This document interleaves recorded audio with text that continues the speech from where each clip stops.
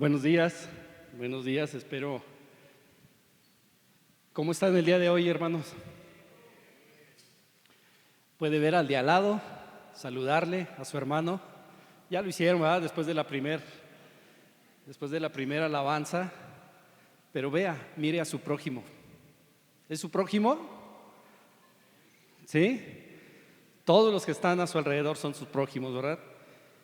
Y el día de hoy, bueno, vamos a continuar con esta serie que se llama El viaje del discípulo.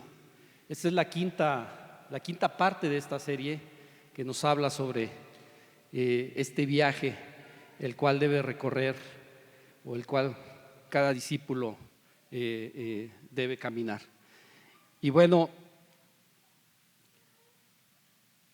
el día de hoy vamos a ver un pasaje que quizás sea muy familiar para todos nosotros. Es un pasaje que está ahí en el Evangelio de Lucas. Y bueno, primeramente pues vemos este Evangelio en estas, cómo nos ha mostrado este Evangelio. De alguna manera nos ha llevado a confrontación en nuestra vida. En esa vida que creemos que estamos caminando de una forma cumpliendo los estándares del Señor, completamente. Pero nos han enseñado en estos últimos días, recuerdo una de las predicaciones en donde nos hacía un llamado a la unidad, a la comunión, al no caminar solos, sino caminar en esa unidad y en esa comunión con nuestros hermanos, ¿verdad? Entonces, hay varias cosas que en este Evangelio nos confrontan, pero también hay cosas que condiciona el Señor. Incluso si vemos en el capítulo 9 de Lucas, vemos qué es lo que demanda el Señor a los discípulos. Y puede ser muy duro. ¿Sí? Recuerda aquel discípulo que le dice: sí, te sigo, Señor, pero primero voy y entierro a mi padre. Y el Señor, ¿qué le dice? Deja que los muertos entierren a sus muertos. Y le instruye, pero tú, sí, ve y anuncia por todos lados, por todas partes, anuncia el reino de Dios. Y puede ser fuerte en ese, ¿cómo? Pues es la familia, es mi padre. ¿Sí? Pero también vemos cuando el Señor manda a los 70, ¿sí?, hablar del reino de Dios, y regresan con gozo y le dicen: Señor, ¿sí?, los demonios nos tenían miedo. Regresan ellos emocionados, ¿sí? Pero el Señor, ¿qué les dice? No se regocijen en esto. No se regocijen en esto, ¿sí?, de que los espíritus se les someten, sino regocíjense de que sus nombres están escritos en los cielos. Hay recompensa, hay promesa, ¿sí?, en el cumplimiento de lo que el Señor nos manda, lo que debemos hacer como discípulos, ¿sí? Y Jesús también, después de que regresaron los 70, también se regocijó en el Espíritu Santo. Él también tuvo un momento de regocijo con el Señor y le decía: te alabo, Padre, Señor del cielo y de la tierra, porque ocultaste estas cosas a sabios y a inteligentes y las revelaste a niños. Sí, Padre, porque así fue de tu agrado. Y les decía a los discípulos, les dijo aparte: dichosos los ojos que ven lo que ustedes ven, porque les digo que muchos profetas y reyes desearon ver lo que ustedes ven y no lo vieron, y oír lo que ustedes oyen y no lo oyeron. Entonces, les decía al principio que vamos a ver el día de hoy un pasaje que quizá conocemos todos y que quizá ya tengamos una interpretación, ¿sí? Quizá ya estemos viendo lo que el Señor ya nos está diciendo, lo que el Señor quiere. La parábola del buen samaritano. ¿Quién no la conoce? ¿Quién no la ha escuchado? La parábola del buen samaritano. ¿Creen que esta parábola sea una simple historia de bondad? ¿Creen que el Señor solamente nos quiere llevar a esto y decirnos: sí, tienes que ser bondadoso? Y eso es lo que vamos a ver el día de hoy. quizá nos genera contradicción.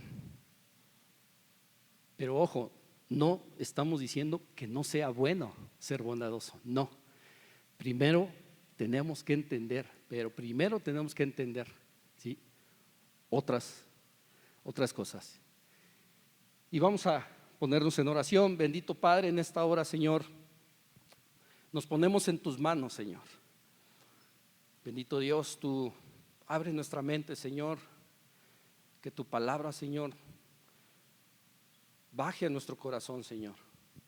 Que tu palabra sea, Señor, guardada en nuestro corazón, y ayúdanos, Espíritu Santo, al cumplimiento de tu palabra, Señor, al cumplimiento de tu evangelio, y a caminar como esos discípulos, Señor, que tú mandatas, Padre. Gracias te doy, Padre, y me pongo en tus manos. Amén, Señor. Y bueno, vamos a leer en Lucas 10, del 25 al 37. Lucas 10, del 25 al 37. Y dice la palabra del Señor, iniciando con el versículo 25, dice: cierto intérprete de la ley se levantó y, para poner a prueba a Jesús, dijo: Maestro, ¿qué haré para heredar la vida eterna? Y Jesús le dijo: ¿qué está escrito en la ley? ¿Qué lees en ella? Respondiendo él, dijo: amarás al Señor tu Dios con todo tu corazón y con toda tu alma y con toda tu fuerza y con toda tu mente, y a tu prójimo como a ti mismo. Entonces Jesús le dijo: has respondido correctamente. Haz esto y vivirás. Pero queriendo él justificarse a sí mismo, dijo a Jesús: ¿y quién es mi prójimo? Jesús le respondió: cierto hombre bajaba de Jerusalén a Jericó y cayó en manos de salteadores, los cuales, después de despojarlo y de darle golpes, se fueron, dejándolo medio muerto. Por casualidad, cierto sacerdote bajaba por aquel camino, y cuando lo vio, pasó por el otro lado del camino. Del mismo modo, también un levita, cuando llegó al lugar y lo vio, pasó por el otro lado del camino. Pero cierto samaritano que iba de viaje llegó a donde él estaba, y cuando lo vio, tuvo compasión. Acercándose, le vendó las heridas, derramando aceite y vino sobre ellas, y poniéndolo sobre su propia cabalgadura, lo llevó a un mesón y lo cuidó. Al día siguiente, sacando 2 denarios, se los dio al mesonero y dijo: cuídelo, y todo lo demás que gaste, cuando yo regrese, se lo pagaré. ¿Cuál de estos 3 piensas tú que demostró ser prójimo del que cayó en manos de los salteadores? El intérprete de la ley respondió: el que tuvo misericordia de él. Ve y haz tú lo mismo, le dijo Jesús. Ve y haz tú lo mismo, le dijo Jesús. Entonces, la idea central en este pasaje es que el hombre intenta justificarse por medio de las obras de la ley, por medio del cumplimiento de las obras de la ley. Pero necesitamos desesperadamente, ¿sí?, de la misericordia y compasión de Jesucristo para ser ese prójimo justificado, ese prójimo que puede heredar la vida eterna, ¿sí? Entonces, les decía, se ha hablado mucho, y más si hemos crecido en la iglesia, se ha hablado mucho sobre el tema, sobre el buen samaritano. E incluso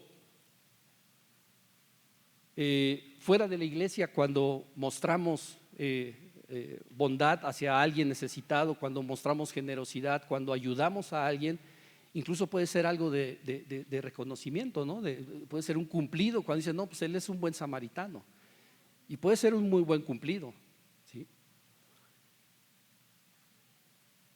Pero el tema es que esta parábola, y aquí pudiera sentir usted alguna cierta contradicción, ¿no?, sobre lo que hemos escuchado y lo que hemos aprendido, y ha sido hemos caminado con ese pensamiento de que debo ser bondadoso, debo ser el buen samaritano, ¿sí? Para agradar a Dios, para poder acceder a heredar la vida eterna, para alcanzar el cielo, para ganarme el cielo, tengo que ser buen samaritano. Pero esta parábola no solo se centra en la parte de que debemos ayudar al otro, no solo se centra en esta parte. El punto central de esta parábola es Jesús. Eso es lo que tenemos que ver primeramente en esta parábola, ¿sí? A Jesús actuando. No cabe duda que el buen samaritano pues es un ejemplo de virtud, es un ejemplo de demostración de amor al prójimo, sí, pero Jesús emplea esta parábola como un instrumento evangelístico, como un instrumento para hacernos ver que necesitamos de Él completamente, necesitamos de Jesús completamente, ¿sí? Entonces, dice el versículo 37 al final del pasaje que acabamos de leer, dice: ve y haz lo mismo. Ve y haz lo mismo. Y fácilmente pudiéramos ver, sí, ya entendí, tengo que ser buen samaritano, sí voy a hacerlo. Sí voy a hacerlo porque aquí lo está diciendo. Parecería que el Señor nos está mandando, nos está dando nos está pidiendo hacer esto. Parecería que eso es, ¿sí? El ser buenos samaritanos, el ser más, tener una conducta moral pues excelente. Pero sí es parte de este pasaje. Pero antes, ¿sí? Antes tenemos que ver el contexto del pasaje, y tenemos que regresar al inicio del pasaje. Tenemos que regresar a estudiar sobre el intérprete. Y dice el punto número 1 de esta predicación, dice: la justificación del legalismo que pregunta para excusarse. Versículos 25 y 29 dicen: cierto intérprete de la ley se levantó, ¿sí? Y para poner a prueba a Jesús, lo primero que hace el intérprete en este momento, para poner a prueba a Jesús. Para poner a prueba a Jesús dijo: maestro, ¿qué haré para heredar la vida eterna? Y Jesús le dijo: ¿qué está escrito en la ley? ¿Qué lees en ella? Respondiendo él dijo: amarás al Señor tu Dios con todo tu corazón, con toda tu alma y con toda tu fuerza y con toda tu mente, y a tu prójimo como a ti mismo. Entonces Jesús le dijo: has respondido correctamente, haz esto y vivirás.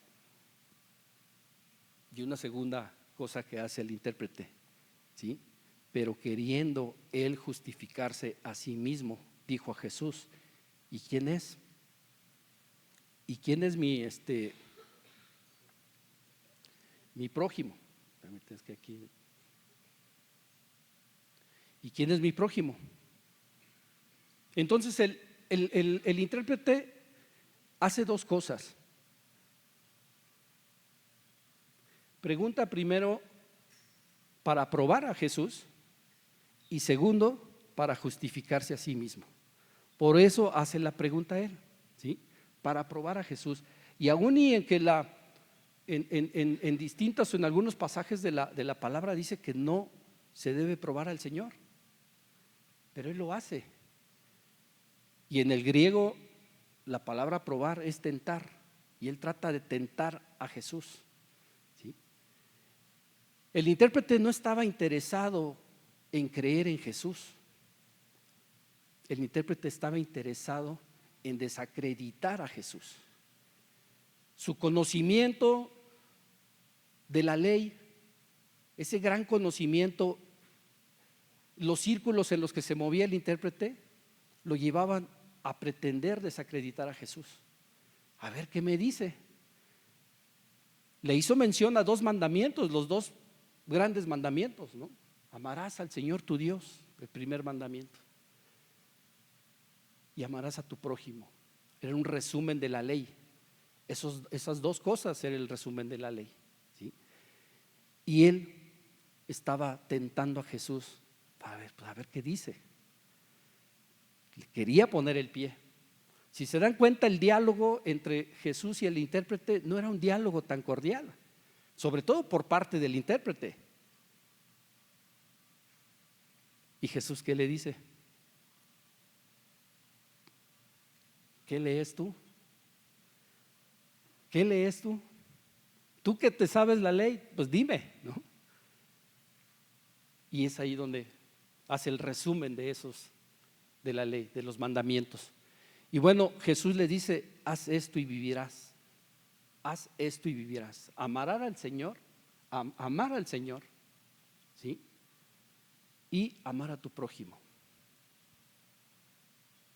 ¿Creen que el intérprete pensó en que podía cumplir cabalmente con esas dos cosas? No, él se sabía que no podía cumplir con eso. Él sabía perfectamente que el estándar que estaba poniendo el Señor es un estándar muy alto. Es altísimo el estándar. Amar al Señor tu Dios con todas tus fuerzas, con toda tu mente. ¿Quién puede hacerlo?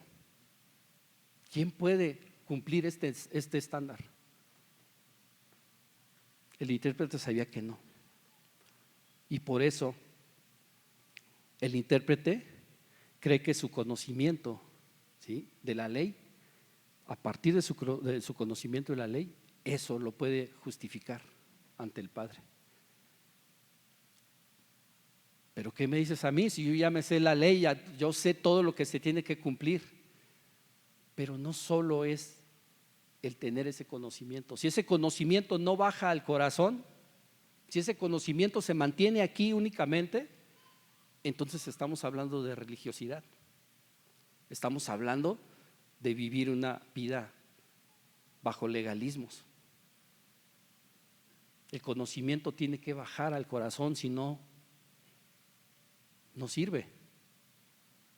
Está diokis ahí, ¿sí? Porque no está tocando nuestro corazón. El conocimiento del Evangelio tiene que cambiar nuestro corazón. No nos podemos quedar como el intérprete nada más, con ese ego y con esa altanería, decir: yo ya sé, yo ya conozco, he estudiado toda mi vida, ¿sí? ¿Y qué pasa? ¿Qué pasa dentro de la iglesia? Como no podemos cumplir la ley, porque es una verdad, no podemos cumplir la cabalidad. Y entonces buscamos que a partir del conocimiento de la Biblia ser justificados ante el Padre, ganarnos el cielo, para que a partir del servicio, no hombre, hasta dobleteo el servicio los domingos para ganarme el cielo.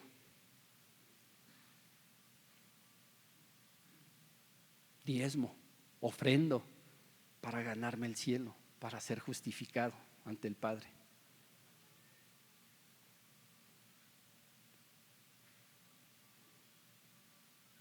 Queremos bajar ese estándar que puso el Señor, lo queremos bajar a nuestras obras, a nuestros actos. Ya me lo gané. Ya queremos sentir. Hay dos problemas en este planteamiento. Hay dos problemas graves. Primero, pensar o sentir que a través de nuestros actos, de nuestras obras, ¿sí?, de lo que estamos haciendo al interior de la iglesia, ya nos ganamos el cielo. Y lo más grave, que no estamos viendo y reconociendo nuestro pecado, y que eso nos está llevando a no depender del Señor, querer depender de lo que estoy haciendo, de lo que ahora puedo decir que merezco.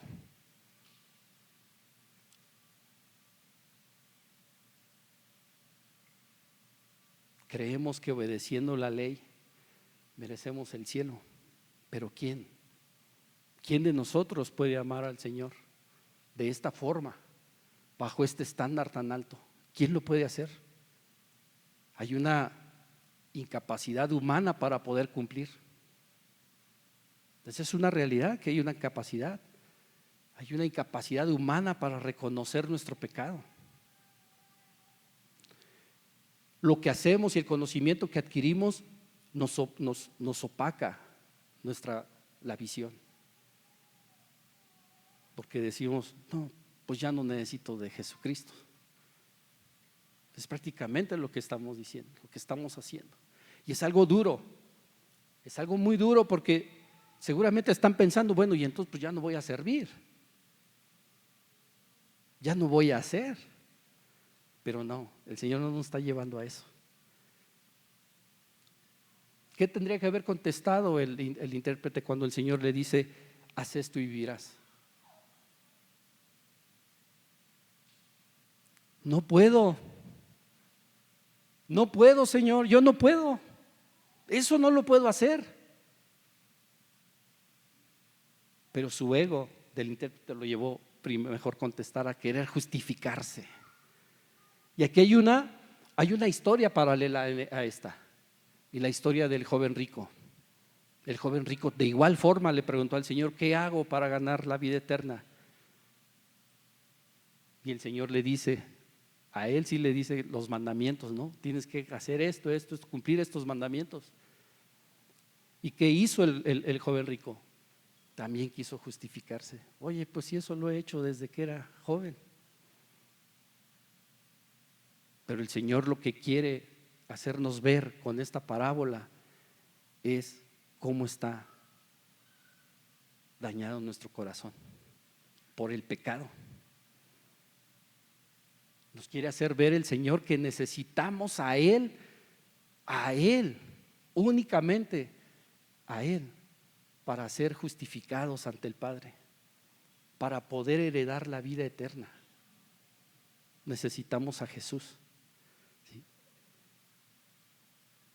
Porque Él es el único, Jesucristo es el único que ama a la perfección.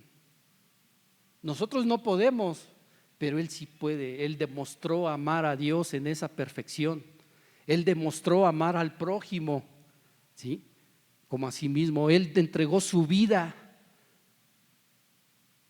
para ti, para mí.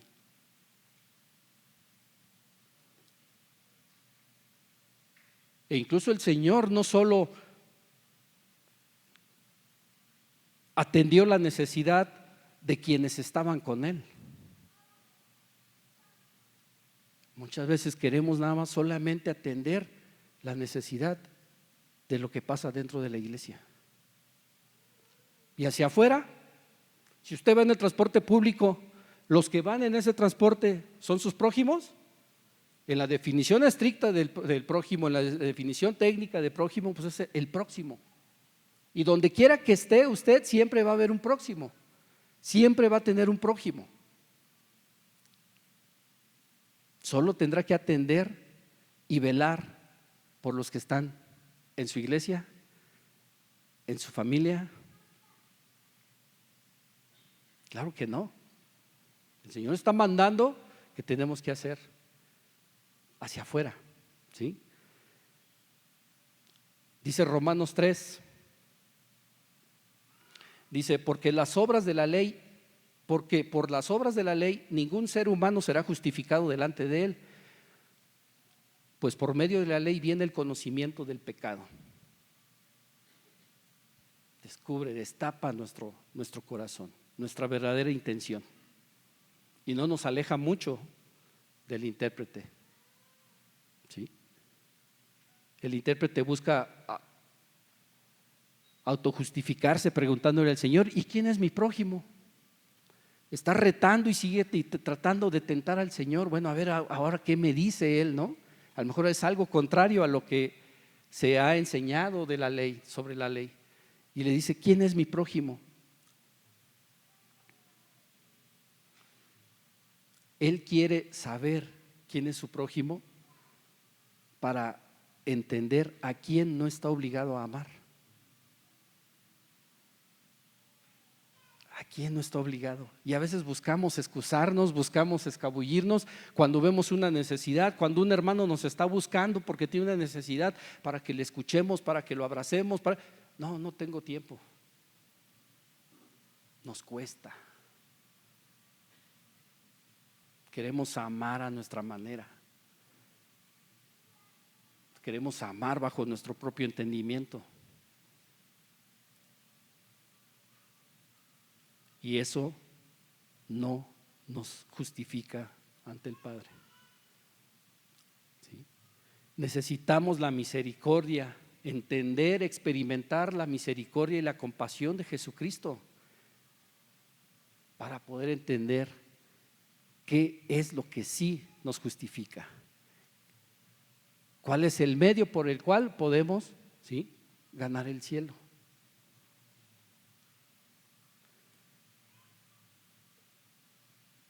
¿En qué áreas de tu vida? ¿En qué áreas de tu vida estás empleando, estás usando ese conocimiento bíblico, pero para justificar tu falta de amor? Hay quienes hasta recitan el Salmo 139, que tiene que odiar a sus enemigos. Se justifican. Ahí dice que tengo que odiarlos. Entonces ya no tengo necesidad de amarlos. Ya no debo, ¿por qué? Pero eso dice el Señor. Eso dice ese mandamiento. Que nada más a uno sí, a los de tu grupo y a los otros no. No, es a todos. Entonces estamos buscando, debemos buscar cómo amar mejor a nuestro prójimo. No buscar excusas y no buscar justificar para no hacerlo, ¿sí? Tenemos que empeñarnos, ¿sí?, en buscar la verdad, en buscar la verdad de la palabra del Señor. ¿Para qué? Para que transforme verdaderamente nuestra vida, para que tengamos esa transformación de nuestra vida, ¿sí?, y para entender cuál es el medio para alcanzar la salvación, cuál es el medio, ¿sí?, el indicado, no hay otro para entender la salvación.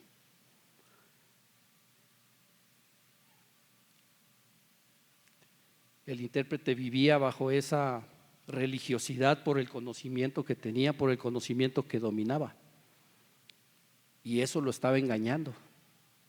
A él lo estaba engañando porque pensaba que haciendo, ¿sí?, él ciertas cosas podía alcanzar la vida eterna. Pero aquí es donde la parábola pues deja de ser un ejemplo moral, ¿no?, de buen comportamiento, ¿no? Y más bien la parábola se convierte en un espejo de nuestra salvación. ¿Cómo podemos alcanzar esa salvación? ¿Sí? Dice el siguiente punto, dice la compasión que no tiene límites. Y los versículos 33 a 35 dice: pero cierto samaritano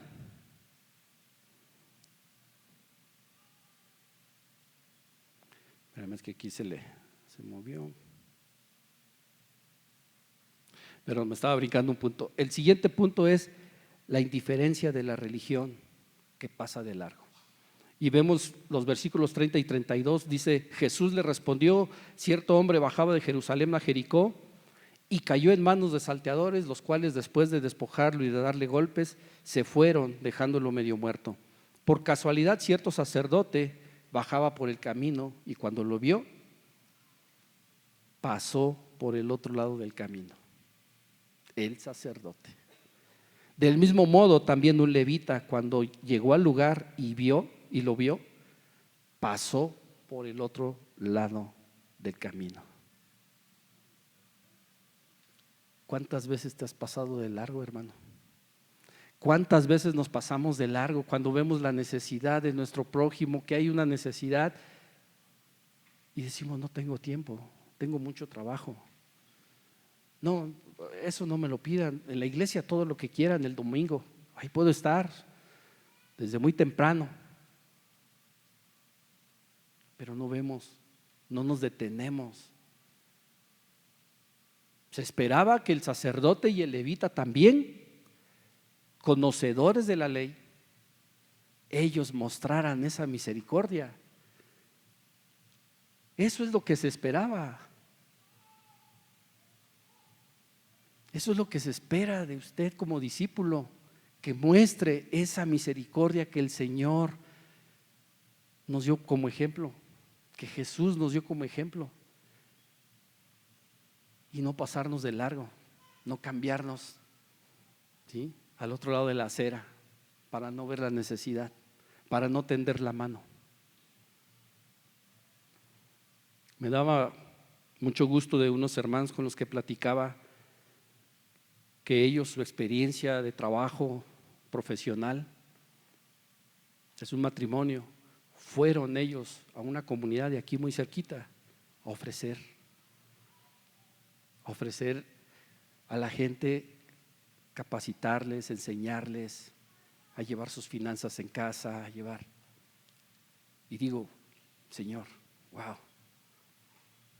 cómo se muestra el amor del Señor en mis hermanos. Me dio mucho gusto saber que ellos no vieron si eran o no de la iglesia. Ellos simplemente vieron una necesidad y fueron a ofrecer. Y sé que esto es por el Señor. No es su propio conocimiento, es entonces sí, el conocimiento de la palabra los ha bajado a su corazón y entonces los ha habilitado para poder tender la mano, ¿sí? Entonces puedes estar muy lleno de actividades religiosas y lo que tú quieras, pero puedes estar vacío del carácter de Dios. Tienes que buscar, tenemos que buscar el carácter de Dios en nuestra vida, el mostrar esa misericordia y esa compasión, ¿sí?, en todo lugar, a toda persona, sin distinción absoluta, ¿sí? Es buscarlo. No permitas que tu agenda espiritual o tu comodidad, ¿sí?, te hagan ver el sufrimiento ajeno como algo que te interrumpe en tus actividades o como algo que no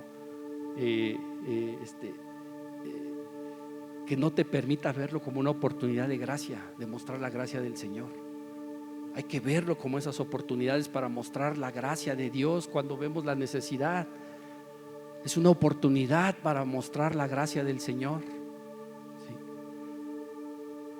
Y luego vamos a la otra parte, al versículo 33-35, dice: pero cierto samaritano que iba de viaje llegó a donde él estaba, y cuando lo vio tuvo compasión, acercándose, le vendó sus heridas, ¿sí?, derramando aceite y vino sobre ellas, y poniéndolo sobre su propia cabalgadura, lo llevó a un mesón y lo cuidó. Al día siguiente, sacando 2 denarios se los dio al mesonero y dijo: cuídelo, y todo lo demás que gaste, cuando yo regrese se lo pagaré.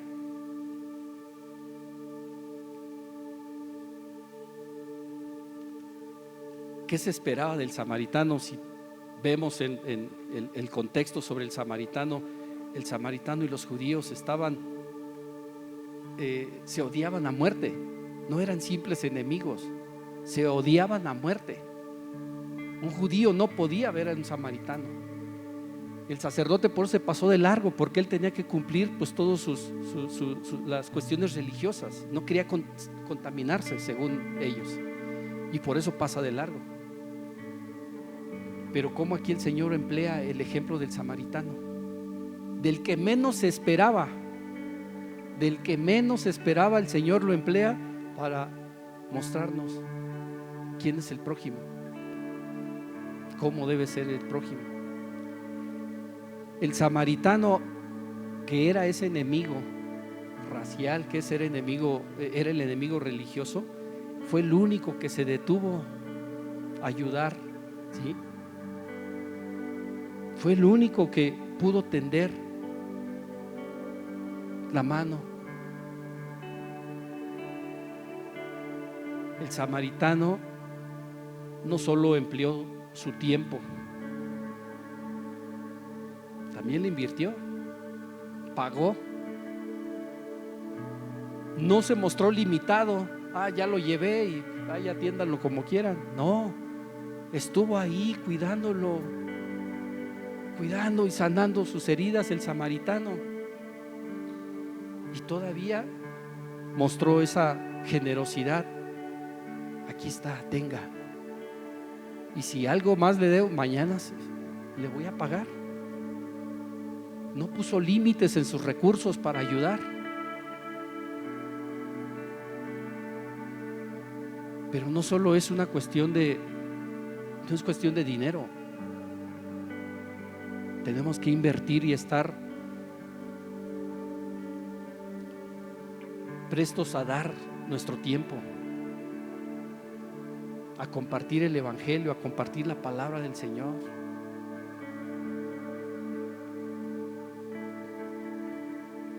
El samaritano no preguntó quién era el herido. Él no preguntó y vio, no, pues este es mi enemigo, no, hombre, lo odio. No, él no se detuvo a preguntar eso. Él simplemente vio una necesidad, ¿sí? Él vio una necesidad y se hizo responsable. Se hizo responsable, todavía lo montó en su cabalgadura y lo llevó hasta ese mesón. Jamás abandonó al necesitado, ¿sí? Entonces aquí, en esta parte, podemos ver claramente a Jesús como ese samaritano, a Jesús como el único que se detuvo para salvarle a usted, para salvarme a mí. Fue el único, sin preguntar más el Señor, ¿sí? Él entregó su vida por cada uno de nosotros. Estuvo dispuesto a eso, fue ilimitado, empleó sus recursos de una manera ilimitada el Señor para darnos salvación, para justificarnos ante el Padre.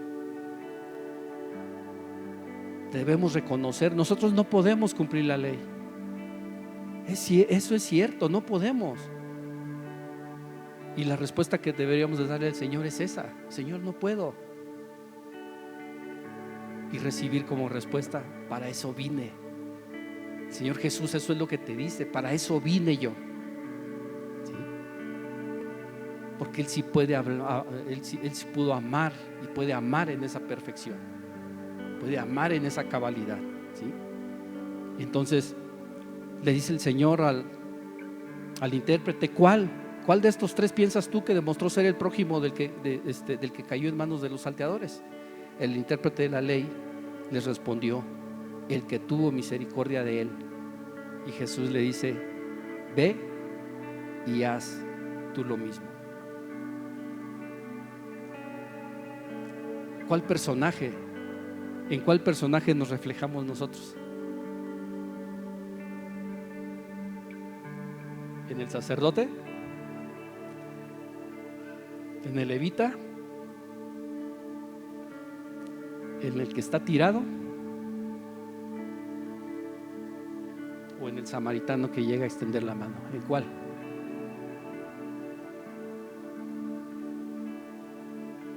Tenemos que reconocernos como esas personas que estamos derrotados, como esas personas que tenemos una gran necesidad.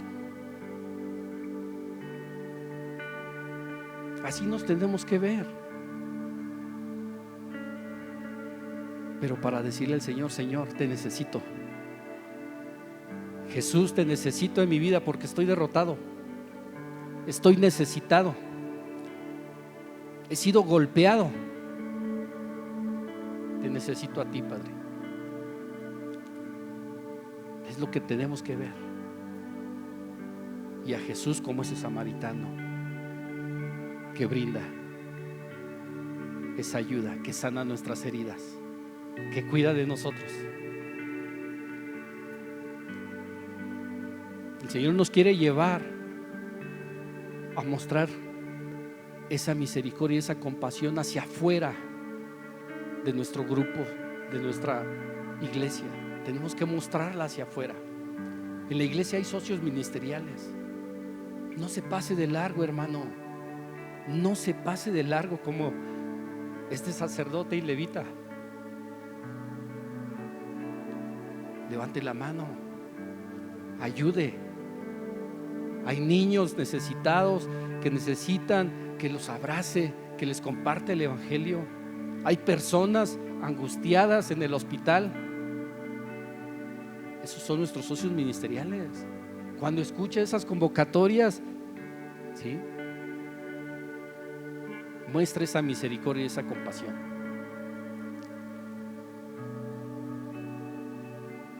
Entonces Jesús voltea la pregunta. Dice, no es quién es mi prójimo, más bien quién se hace prójimo. Usted no pregunte quién es su prójimo, ya lo sabe. Cualquier persona que esté a su alrededor es su prójimo. Aquí lo sustantivo es que debe hacerse ese prójimo. Usted debemos hacernos esos prójimos, ¿sí? Y entonces ahora sí podemos entender un poco más sobre este mandato que dice el Señor: ve y haz lo mismo. Ve y haz lo mismo. Reconoce tu necesidad ante el Señor, reconoce tu condición de pecado ante el Señor, para que el Señor entonces pueda habilitar tu corazón y puedas experimentar esa misericordia y compasión que Jesucristo, ¿sí?, en su ministerio público en esta tierra mostró.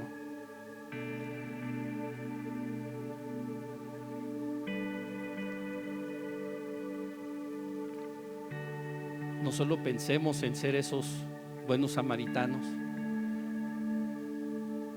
no pensemos que nuestras acciones son las que nos justifican ante el Señor.